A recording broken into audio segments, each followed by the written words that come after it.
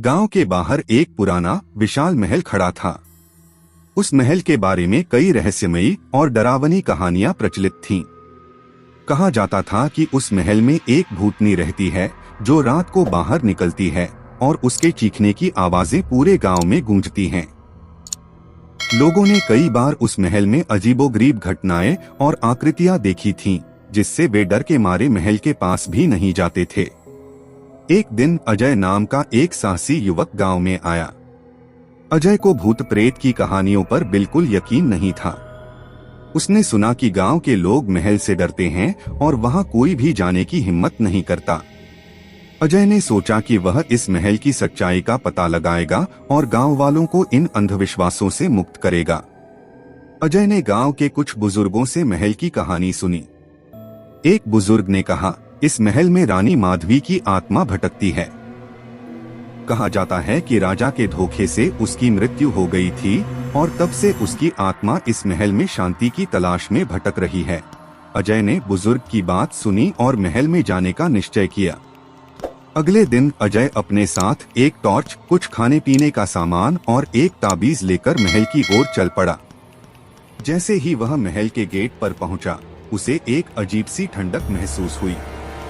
महल के अंदर कदम रखते ही दरवाजा अपने आप बंद हो गया। अजय ने चारों ओर देखा, पर वहां सिर्फ अंधेरा और सन्नाटा था। महल के अंदर की हालत बहुत खराब थी। दीवारों पर धूल और जाले लगे हुए थे। फर्श पर जगह-जगह टूटे हुए फर्नीचर और बिखरे हुए सामान पड़े थे। अजय ने धीरे धीरे महल का निरीक्षण करना शुरू किया। वह हर कमरे में गया, लेकिन कहीं कुछ नहीं मिला। रात होते होते अजय ने सोचा कि वह अब वापस चला जाए, लेकिन तभी उसे एक कमरे से हल्की हल्की रोशनी दिखी। वह उस कमरे की ओर बढ़ा। कमरे के अंदर एक पुरानी दर्पण थी जो अजीब ढंग से चमक रही थी। जैसे ही अजय ने दर्पण को छुआ, उसे अचानक पीछे से किसी ने धक्का दिया और वह गिर गया।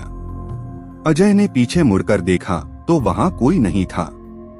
उसे लगा कि शायद यह उसका वहम है, लेकिन तभी दर्पण में एक धुंधली आकृति दिखाई दी। वह आकृति धीरे धीरे स्पष्ट होने लगी और अजय ने देखा कि वह एक सुंदर महिला की छाया है। महिला ने अपने हाथ से इशारा किया और अजय को उसकी आवाज सुनाई दी, मेरी मदद करो। अजय ने साहस जुटाकर पूछा, तुम कौन हो और मैं तुम्हारी कैसे मदद कर सकता हूँ? महिला की छाया ने कहा, मैं रानी माधवी हूँ। मेरी आत्मा इस महल में कैद है। मैं शांति की तलाश में भटक रही हूँ। राजा ने मुझे धोखा दिया और मुझे मार डाला। मेरी आत्मा को शांति तब ही मिलेगी जब मेरा अंतिम संस्कार विधिपूर्वक किया जाएगा। अजय ने वादा किया कि वह उसकी आत्मा को शांति दिलाने के लिए हर संभव प्रयास करेगा। रानी माधवी की आत्मा ने उसे एक गुप्त कमरे का रास्ता बताया, जहां उसका शव पड़ा हुआ था।